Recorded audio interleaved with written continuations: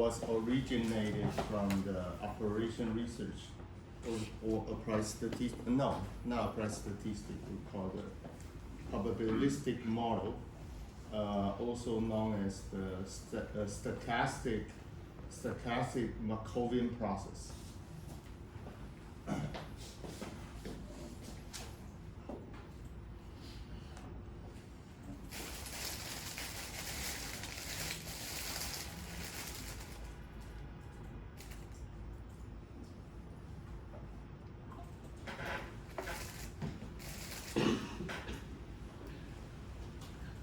So I purged the slide in PDF format last night.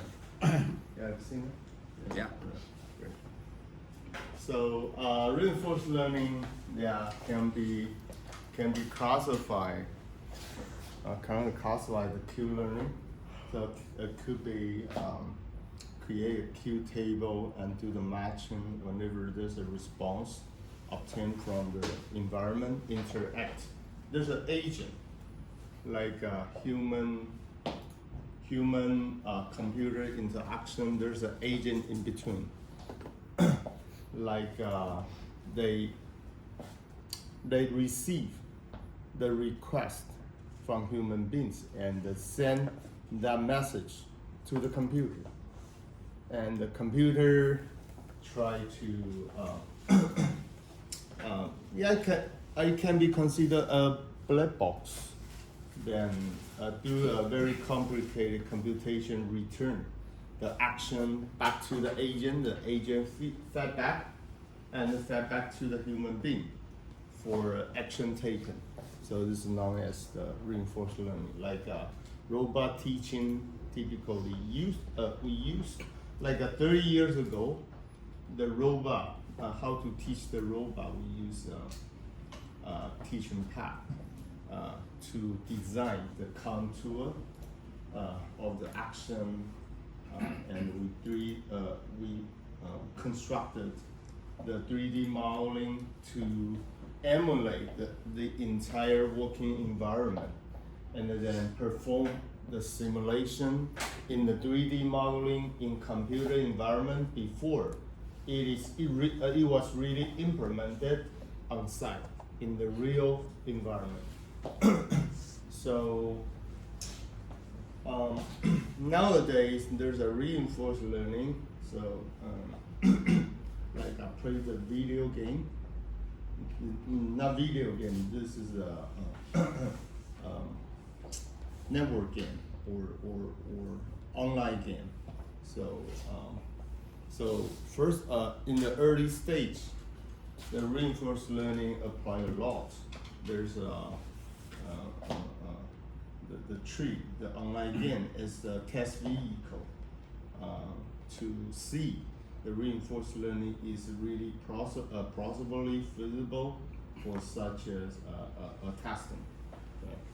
So in the future, later in the 2021 later, and the reinforced learning play a pivotal role in language model. Right? So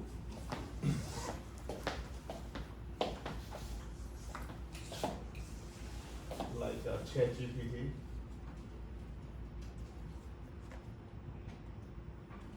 So we won't address ChatGPT, however, we will address the transformer later in my class. Yeah, transformer, this is contain a lot. There's a positional embedding.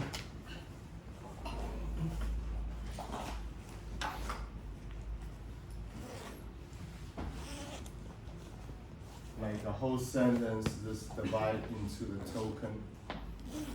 If the input is an image, they will divide into patches of equal size of the entire image. So first of all to the positional embedding, and into that, and there's a residual block.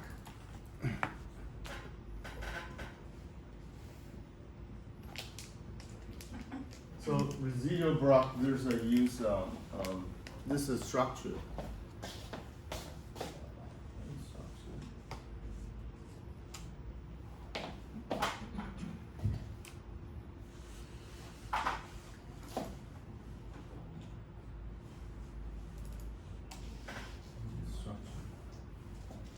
So they try to make the network transparent, since the message can be transmitted without any difficulty, since like a conversation. So it is a more transmittable between the conversation today. However, like conversation three days ago in the traditional LSTM. So that's why LSTM is equipped with the forgetting gate. XLSTM released early of the 2024. They invented a new forgetting gate in terms of the exponentially weighted moving average forgetting gate in order to try to memorize some information really long time ago. So it's called the So we try to make the pipeline transparent throughout the gate, through the pipeline. So this is a residual block later. Okay. So positional embedding, there's an encoder and decoder as well.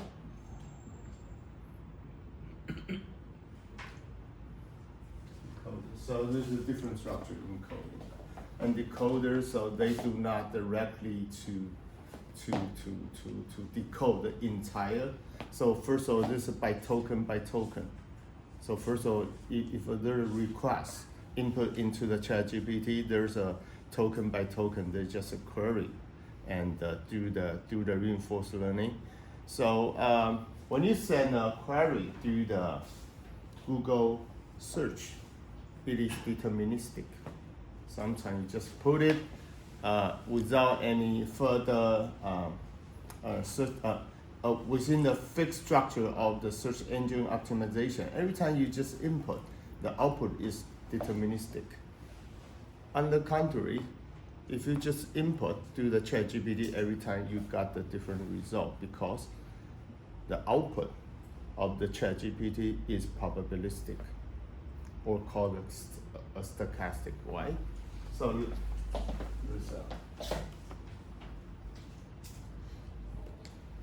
transformer, of course, they call the foundation model.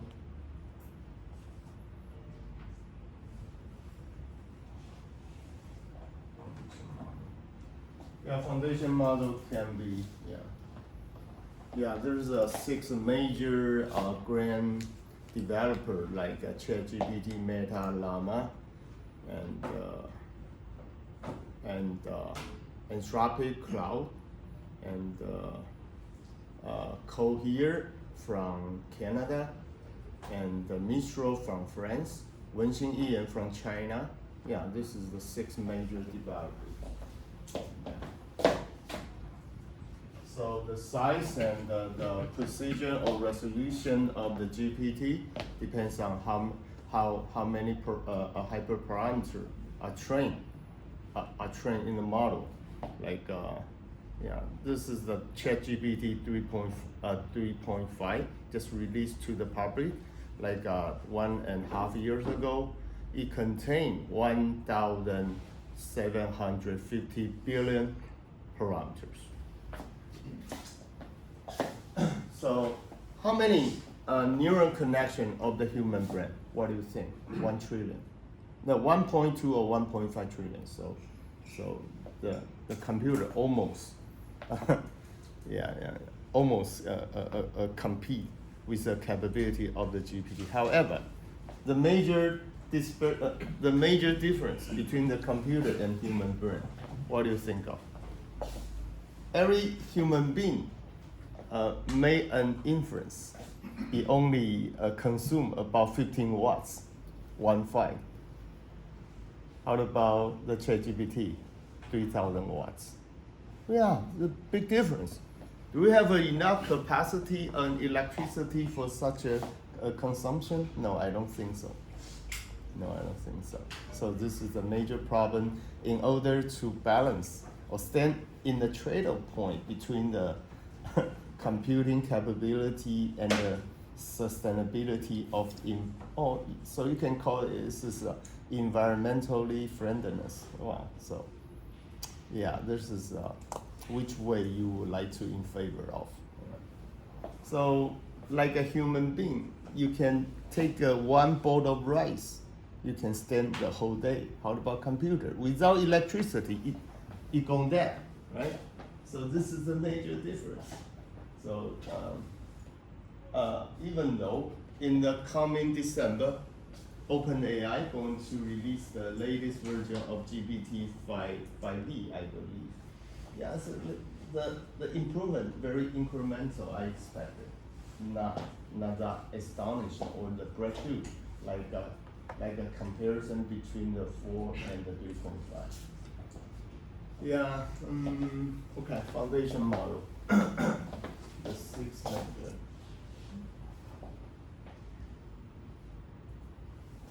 Six major brand company.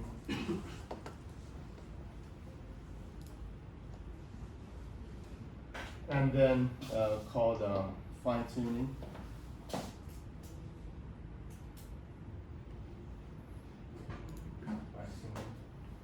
So the train, then they're fine tuning, they're open to public.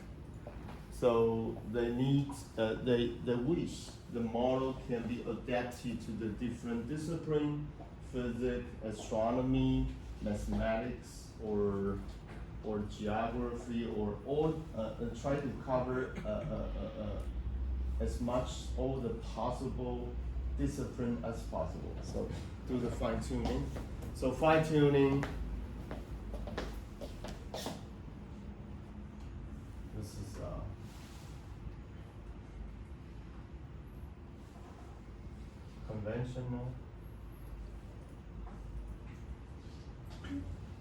conventional fine tuning. So that conventional fine tuning, this is a really, yeah, consume the electricity a lot.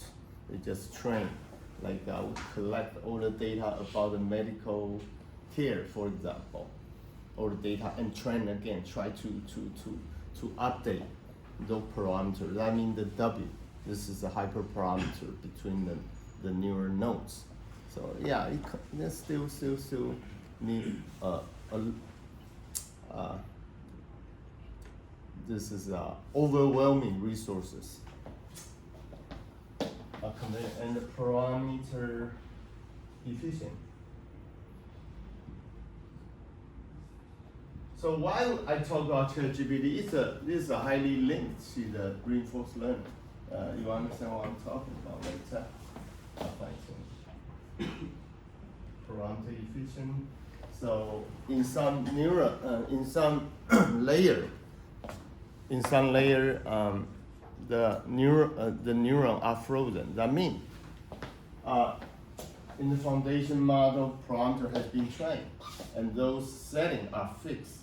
However, in parameter efficient, we just release or just relax some layer with its hyperparameter and just tune. So call it parameter efficient fine tuning. So there's a more economic and time saving and the resources saving. So this is Laura, and this is yeah, it can be considered standard in the parameter efficient fine tuning. Low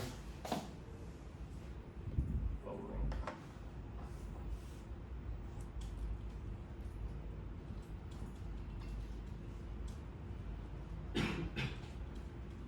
Yeah, low rank adaptation. Could you check? Yeah, I'm not quite sure. My memory is good or not. Yeah, low rank. Yeah, adaptation. Yeah. Yeah, I try to train myself at like GPT. I hope that's not easy since I read the article every day since I release every day. So no, sometimes, yeah, confused. I almost 60 years old. So yeah, life is nice. No, I hope. Yeah, life is life. Yeah. And then still young, I don't know. So I need to consume more energy. I need to eat more bowl of rice.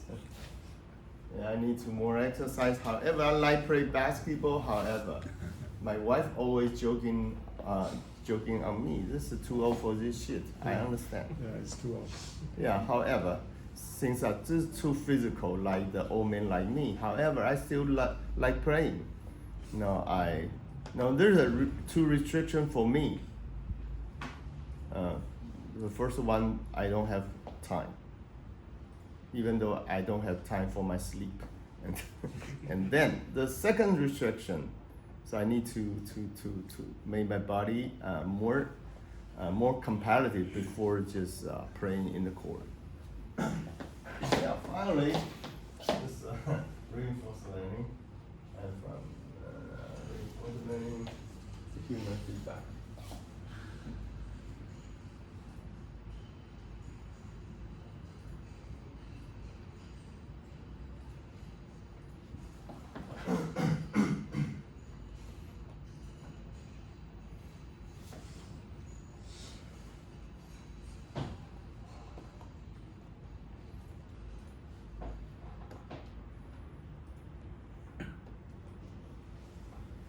Called the RLHF. However, this is I will update you what is the latest development. There's a more advanced. They just call. We're going to train during the testing. This is so clever. Like we set up a secretary in front of my office. When there's a message they're going to throw into the boss, and the secretary going to do the screening. Right? When I just return the response, my secretary going to screen as well. What is the most appropriate? What is the most accurate? The response to the user. So yeah, it's very clever. So, yeah, let me just add it. That's TTT. So state of the art. TTT, triple T, called the T-cubic. So what is the T-cubic stand for? Somebody? You have seen this before? No? No, this is, I posted in my Facebook like 3 months ago. 4 months ago. Now this just a release once again in the different application. So this is a very encouraging application to try to tell you. So like a scholar present his speech in front of in the editorial. So now, if I'm a GPT, a scholar is a robust scholar, like a GPT. Sometimes there's a guy propose a question. It's a little bit out of the scope. So how the ChatGPT scholar respond? So even though all the prompt has been set up through the training, so can you directly response? No, you cannot. You need to do the we call the real-time inferencing by second time training. So you just quickly training before you responding. So called the TPT.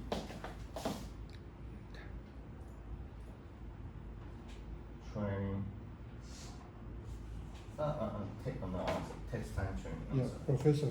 Yes. I have a question. Yes. So hold on. Text time. Yes. So how can ChatGPT retraining? Because the data is limited. Okay, data is already in their mind. Yes. In their system. Yes, So this already trained. This is called the foundation model. And yes. Yes. So if we question the ChatGPT out of the box, how can they be trained? Let's say. Yeah, there's a you need to for example, that example robot Scala example, not 100%, not 100 emulate the real system. So the real system is there's some, for example. So not out of scope. I will say it again. I will rephrase my saying. So there's a not out of scope. So your response cannot accurately respond to the point.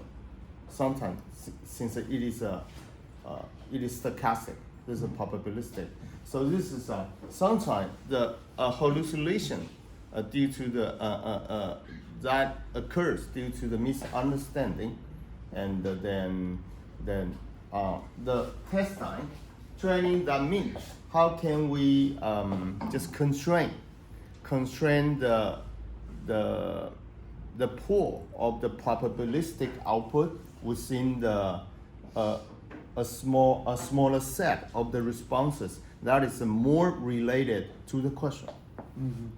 So not out of scope. So if it is out of scope, it never responds. Mm. It never gave you the correct answer. Never. Cannot. No. It's sometimes if you ask a student some question he never know, he just made a wild guess, right?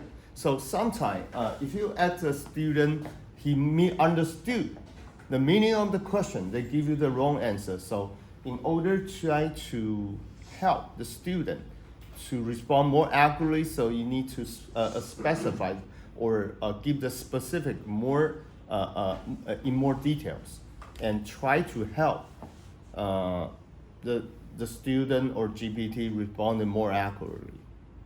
So this is what I'm trying to express, right? Okay. So it's called the test time training. So that means even though in the training, validation,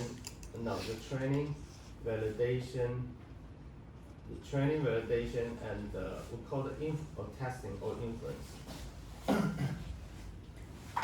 Or testing. Yeah, typically we train the model. We just fine tune in the parameter during the training, validation, and the fine tuning. And testing, now we just fix the hyperparameter, yeah, and perform inference. Now a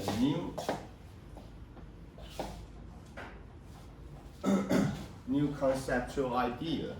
Why don't we just spend quite little time perform the training during inference?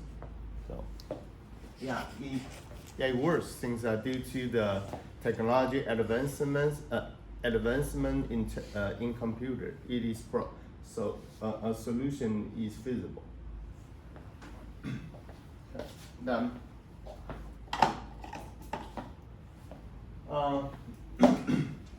so let me finish. So encoder, decoder, and so during that we have a self-attention mechanism.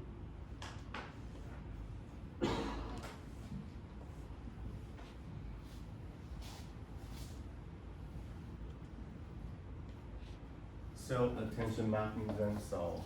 So each embedding do the residual block, then they try to correlate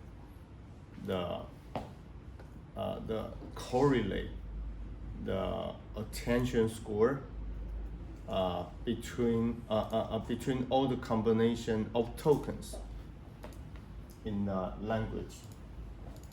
If the information is an image, then they try to correlate the information within the patches of the image of the different position.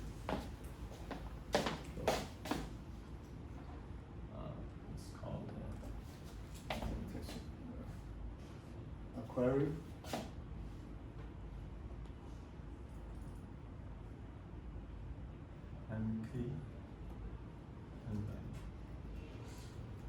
So try.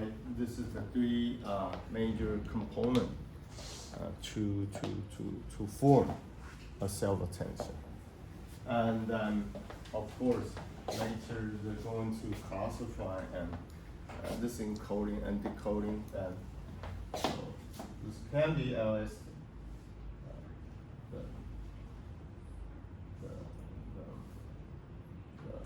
NLP.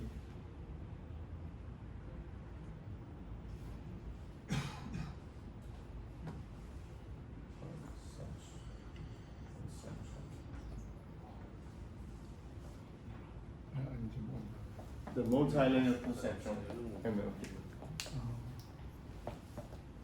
Yeah, 2017, right? 我在看 TDT。 Oh, TTT. Yeah, Tesla just recently released. Am I correct? Yeah. Yeah, TTT. Yeah. 2024. Yeah, 24. This is the latest. Yeah. So the transformer, and I'll stop here. I will continue to my presentation about reinforcement.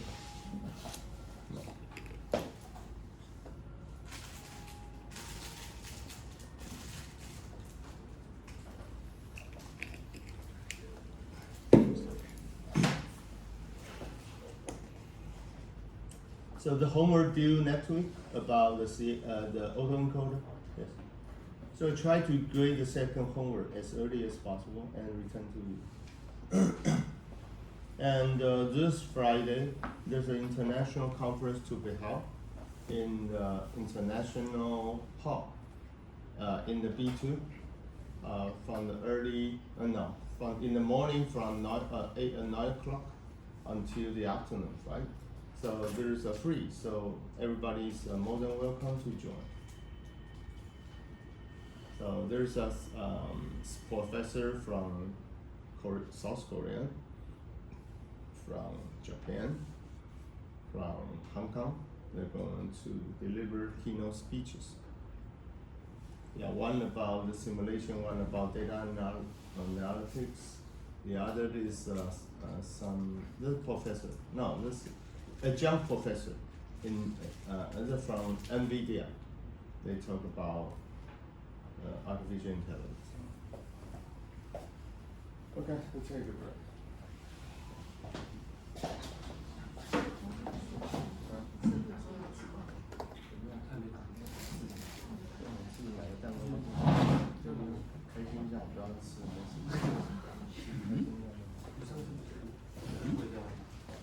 把它暂停一下。